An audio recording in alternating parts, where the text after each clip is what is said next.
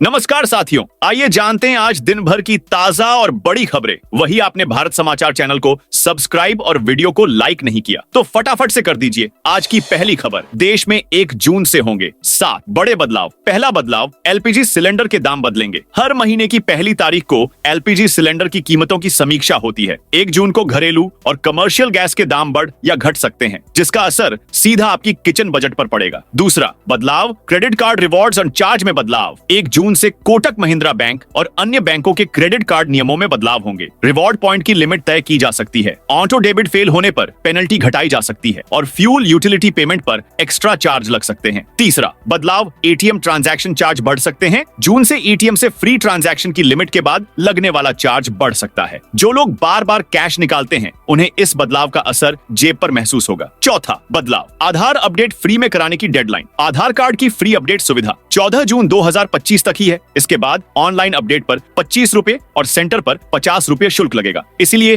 पहचान और address proof update फटाफट करा लें। पांचवा बदलाव, यूपीआई ट्रांजैक्शन में अब दिखेगा असली रिसीवर का नाम। एनपीसीआई ने नया नियम लागू किया है, जिसके तहत यूपीआई पेमेंट करते वक्त यूजर को सिर्फ अल्टीमेट बेनिफिशियरी यानी असली रिसीवर का बैंकिंग नाम ही दिखेगा। क्यूआर कोड या एडिट किए गए नाम अब नहीं दिखेंगे। ये नियम 30 जून तक सभी यूपीआई एप्स को लागू करने होंगे। छठवां बदलाव, जून में बैंक रहेंगे 12 दिन बंद। आरबीआई के अनुसार जून 2025 में कुल 12 बैंक छुट्टियां रहेंगी, जिसमें रविवार, दूसरा और चौथा शनिवार भी शामिल है। इसके अलावा बकरीद जैसे त्योहारों पर भी बैंक बंद रहेंगे। कैश या बैंकिंग प्लानिंग पहले से करें। सातवां बदलाव, क्रेडिट कार्ड से यूटिलिटी बिल पेमेंट हो सकता है महंगा। कुछ बैंकों ने संकेत दिए हैं कि जून से क्रेडिट कार्ड से बिजली, पानी जैसे यूटिलिटी बिल पे करने पर एक्स्ट्रा चार्ज लगाया जा सकता है या कैशबैक शर्तों में बदलाव किया जा सकता है। वही आपने अभी तक वीडियो को लाइक और भारत समाचार चैनल को सब्सक्राइब नहीं किया तो फटाफट से कर दीजिए। अगली खबर, जम्मू कश्मीर समेत 6 राज्यों में आज मॉक ड्रिल ब्लैकआउट होगा। देश के 6 राज्यों में आज मॉक ड्रिल होगी। इनमें राजस्थान, पंजाब, जम्मू कश्मीर, हरियाणा, गुजरात और चंडीगढ़ शामिल हैं। इसे ऑपरेशन शील्ड नाम दिया गया है। इन राज्यों में पहले गुरुवार को ड्रिल होने वाली थी, लेकिन फिर स्थगित कर दी गई थी। इससे पहले 7 मई को देश के 244 जिलों में मॉक ड्रिल हुई थी। इसमें नागरिकों को हमले के दौरान खुद को बचाने की ट्रेनिंग दी गई। यह इसलिए किया गया ताकि युद्ध की स्थिति में लोगों की सुरक्षा सुनिश्चित की जा सके। पीएम मोदी आज मध्य प्रदेश को देंगे बड़ी सौगातें। प्रधानमंत्री नरेंद्र मोदी भोपाल के जम्बूरी मैदान पहुंच गए हैं। यहां वे देवी अहिल्याबाई महिला सशक्तिकरण महासम्मेलन को संबोधित करेंगे। ऑपरेशन सिंदूर के बाद यह पहला महिला सम्मेलन है जिसे भाजपा ने देवी अहिल्याबाई होलकर की 300वीं जयंती पर आयोजित किया है। भाजपा ने सम्मेलन में 2 लाख महिलाओं के आने का दावा किया है। सम्मेलन की जिम्मेदारी भी भाजपा ने महिलाओं को सौंपी है। पीएम इसमें आतंकवाद के खिलाफ बड़ा मैसेज दे सकते हैं। वे एमपी की पहली मेट्रो रेल सतना और दतिया एयरपोर्ट का वर्चुअल उद्घाटन भी करेंगे।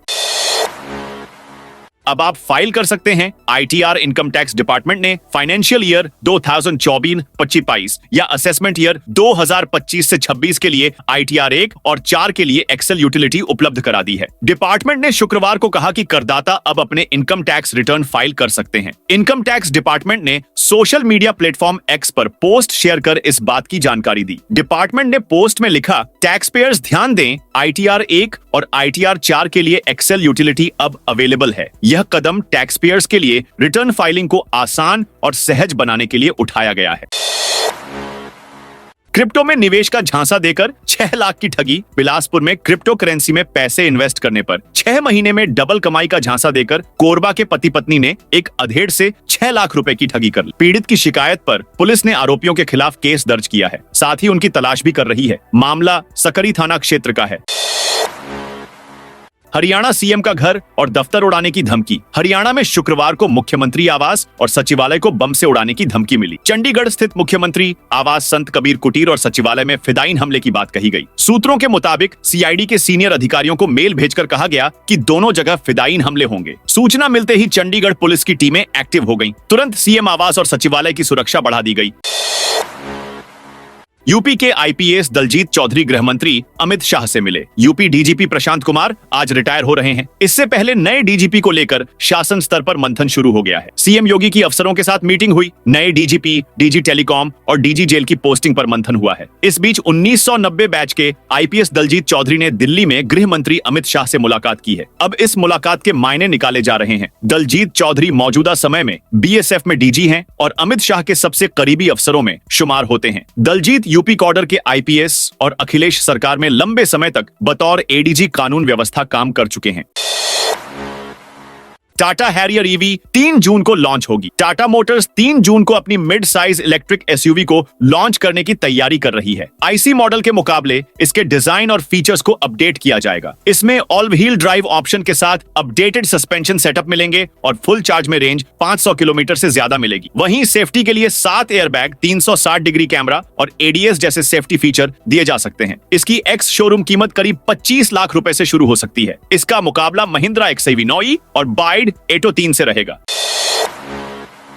इंदौर मेट्रो में पहले दिन महिलाएं करेंगी सफर। इंदौर में आज से मेट्रो का शुभारंभ हो रहा है। प्रधानमंत्री नरेंद्र मोदी आज भोपाल से वर्चुअली इंदौर मेट्रो के सुपर प्रायोरिटी कॉरिडोर पर इसकी शुरुआत करेंगे। मेट्रो में पहले दिन महिलाएं सफर करेंगी। इंदौर में गांधीनगर स्थित मेट्रो स्टेशन से मेट्रो की शुरुआत होगी।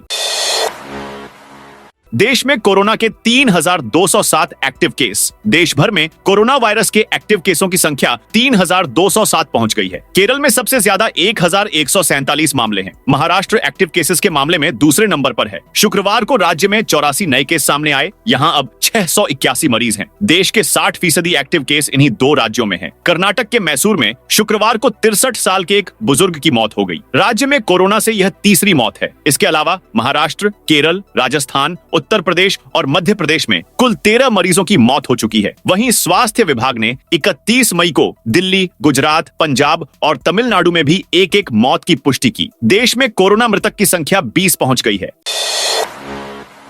सरकार ने इंडिगो को 3 महीने का अल्टीमेटम दिया। इंडिगो की टर्किश एयरलाइंस के साथ विमान लीजिंग डील 3 महीने बाद कैंसिल हो जाएगी। Director general of civil aviation यानी डीजीसीए ने 30 मई को कहा कि इंडिगो की टर्किश एयरलाइंस के साथ लीज ड्यूरेशन को आखिरी बार सिर्फ 3 महीने के लिए बढ़ाया जा रहा है। इसके बाद इसे बढ़ाया नहीं जाएगा। साथ ही डीजीसीए ने इंडिगो से टर्किश एयरलाइंस के साथ लीज एग्रीमेंट खत्म करने को भी कहा है। दरअसल भारत से युद्ध की स्थिति के बीच तुर्की ने पाकिस्तान को सपोर्ट किया था, जिसके बाद से तुर्की का देश में लगातार बॉयकॉट हो रहा है। पतंजलि पर पैसे के लेन देन में गड़बड़ी का आरोप। योग गुरु बाबा रामदेव की कंपनी पतंजलि को केंद्र सरकार ने पैसों के लेन देन में गड़बड़ी को लेकर नोटिस भेजा है। ब्लूमबर्ग की रिपोर्ट के मुताबिक सरकारी जांच एजेंसियों को पतंजलि के पैसों के लेन देन में गड़बड़ियां मिली हैं। एजेंसियों ने कई फाइनेंशियल ट्रांजैक्शंस को संदिग्ध माना है। कॉर्पोरेट अफेयर्स मंत्रालय ने पतंजलि को नोटिस जारी कर 2 महीने के भीतर जवाब देने को कहा है। जांच शुरुआती चरण में है, इसीलिए रकम का खुलासा नहीं हुआ है। कंपनी के खिलाफ कॉर्पोरेट गवर्नेंस नियमों के उल्लंघन और फंड डायवर्जन की आशंका पर जांच शुरू की गई है। हरियाणा में आज छाएगा अंधेरा। 5 बजे से मॉक ड्रिल और ब्लैकआउट, रॉकेट, मिसाइल और ड्रोन अटैक जैसे हवाई हमलों से बचाव और युद्ध होने की स्थिति में रेस्क्यू के लिए ऑपरेशन शील्ड के तहत हरियाणा में मॉक ड्रिल और ब्लैकआउट होगा। मॉक ड्रिल दोपहर बाद 5 बजे से रात 9 बजे तक होगा। वहीं ब्लैकआउट के लिए रात 8 बजे से 8:30 बजे तक यानी 15 मिनट का टाइम तय किया गया है। इसके अलावा पाकिस्तान से सटे पंजाब में भी मॉक ड्रिल और ब्लैकआउट होगा। यहाँ भी ब्लैकआउट के लिए रात 8 बजे का टाइम रखा गया है। अमेरिका बोला एशिया का संतुलन बिगाड़ने की तैयारी कर रहा चीन। अमेरिकी रक्षा मंत्री पीट हेग्सेथ ने कहा कि अगर चीन ने जबरदस्ती ताइवान पर कब्जा करने की कोशिश की तो इसका असर इंडो पैसिफिक क्षेत्र और पूरी दुनिया पर बहुत बुरा होगा। रॉयटर्स की रिपोर्ट के मुताबिक हेग्सेथ ने सिंगापुर में चल रही शांग्रीला डायलॉग में कहा कि चीन एशिया में ताकत का संतुलन बिगाड़ने की तैयारी कर रहा है। रक्षा मंत्री ने चीन पर साइबर हमलों, अपने पड़ोसियों को डराने और दक्षिण चीन सागर में अवैध कब्जा करने जैसे गंभीर आरोप लगाए। जोधपुर में निजी हॉस्पिटल पर इनकम टैक्स रेड। जोधपुर में एक डॉक्टर के निजी हॉस्पिटल पर करोड़ों की नकदी होने की सूचना के बाद शुक्रवार रात को आयकर विभाग की इन्वेस्टिगेशन विंग ने छापेमारी की कार्रवाई की। प्रारंभिक जांच में विभाग को मिली गोपनीय सूचना सही पाई गई है और अब विभाग की टीम कैश गिनने में जुटी है। इसके लिए कैश काउंटिंग मशीनें भी मंगवाई गई। इन्वेस्टिगेशन विंग की टीम ने खरीदार और बेचान करने वाले दोनों पक्षों को मौके पर ही बैठाया। दोनों से कैश को लेकर पूछताछ भी की गई।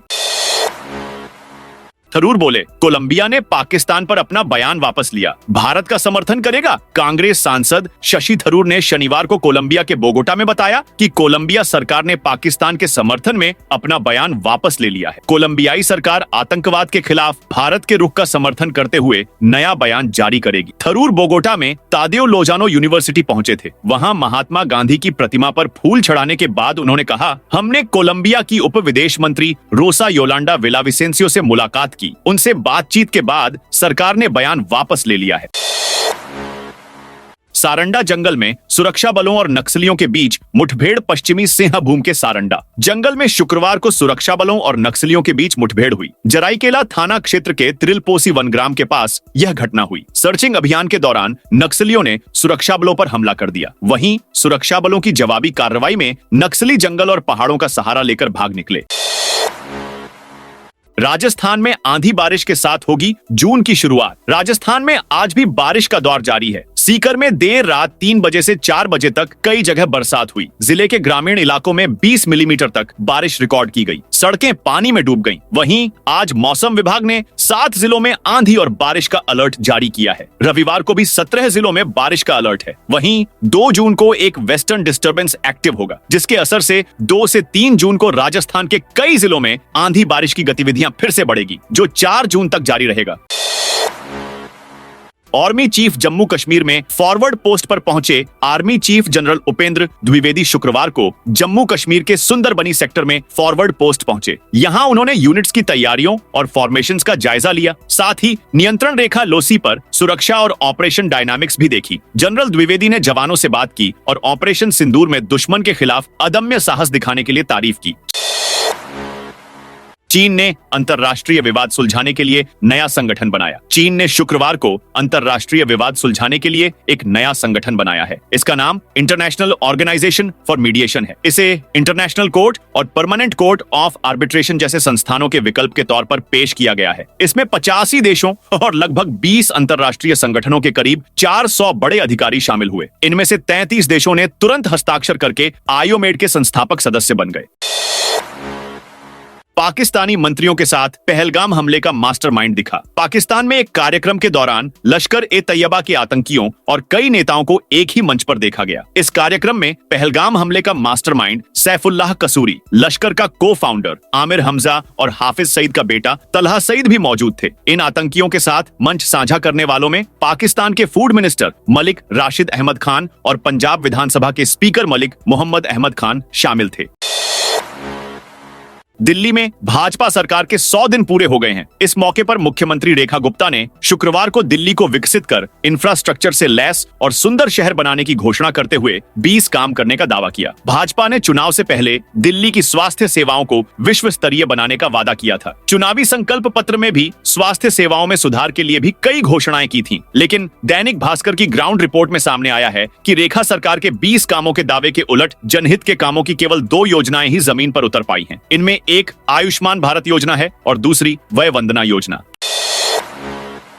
प्रधानमंत्री पर ममता बनर्जी की विवादित टिप्पणी, कहा पीएम ऐसे बात कर रहे जैसे हर महिला के पति हों। पश्चिम बंगाल की मुख्यमंत्री ममता बनर्जी ने गुरुवार को कोलकाता में प्रधानमंत्री नरेंद्र मोदी पर विवादित टिप्पणी की। उन्होंने कहा कि पीएम मोदी ऐसे बात कर रहे हैं जैसे हर महिला के पति हों। वे अपनी पत्नी को सिंदूर क्यों नहीं देते? हालांकि मैं इस संबंध में बात नहीं करना चाहती, लेकिन आपने मुझे बोलने के लिए मजबूर कर दिया। दरअसल पीएम मोदी ने गुरुवार को ही पश्चिम बंगाल के अलीपुरद्वार में करीब 32 मिनट का संबोधन दिया। इसमें उन्होंने ऑपरेशन सिंदूर, पाकिस्तान, ममता सरकार के भ्रष्टाचार और केंद्र की नीतियों का जिक्र किया था। मानसून नॉर्थ ईस्ट राज्यों में पहुंच चुका है। असम, मेघालय, मिजोरम, सिक्किम में भारी बारिश हो रही है। असम में पिछले 24 घंटों में कामरूप जिले में लैंडस्लाइड के चलते 5 लोगों की मौत हो गई। बाढ़ से 10,000 लोग प्रभावित हुए हैं। मिजोरम के लोंगतलाई शहर में लैंडस्लाइड के कारण 5 घर और एक होटल ढहने से कई लोगों के मारे जाने की आशंका है। उधर सिक्किम में भारी बारिश के कारण थेंग और चुंगथांग इलाकों में लैंडस्लाइड हुई। कई घर मलबे में दब गए। पाकिस्तान तालिबान में सीमा विवाद को लेकर भिड़ंत 2.5 लाख लोगों को घर छोड़ने का आदेश अफगानिस्तान के हेलमंद प्रांत में स्थित बहराम चाह, जो पाकिस्तान के चगई जिले से सटा एक सीमावर्ती कस्बा है, फिर सशस्त्र संघर्ष का केंद्र बन गया है। पाकिस्तानी सुरक्षा बलों और तालिबान के बीच 3 फरवरी से शुरू हुई झड़पें अब तेज हो चुकी हैं। हालिया विवाद तब शुरू हुआ जब तालिबान ने अपनी सीमा को सुरक्षित करने के लिए नई चौकी बनाने की कोशिश की। इसे पाकिस्तानी बलों ने समझौते का उल्लंघन बताते हुए गोलीबारी शुरू कर दी। जवाब में तालिबान ने पाकिस्तान के चेकपोस्ट पर हमला बोला। मोर्टार दागने से चेकपोस्ट ध्वस्त हो गया। इस बढ़ते संघर्ष के चलते चगई जिले के 2.5 लाख से ज्यादा लोगों को पाक की शहबाज सरकार ने तत्काल घर छोड़ने का आदेश दिया है। तालिबान ने भी अपने नागरिकों को क्षेत्र खाली करने को कहा है। दोस्तों, ये थी आज की ताजा और बड़ी खबरें।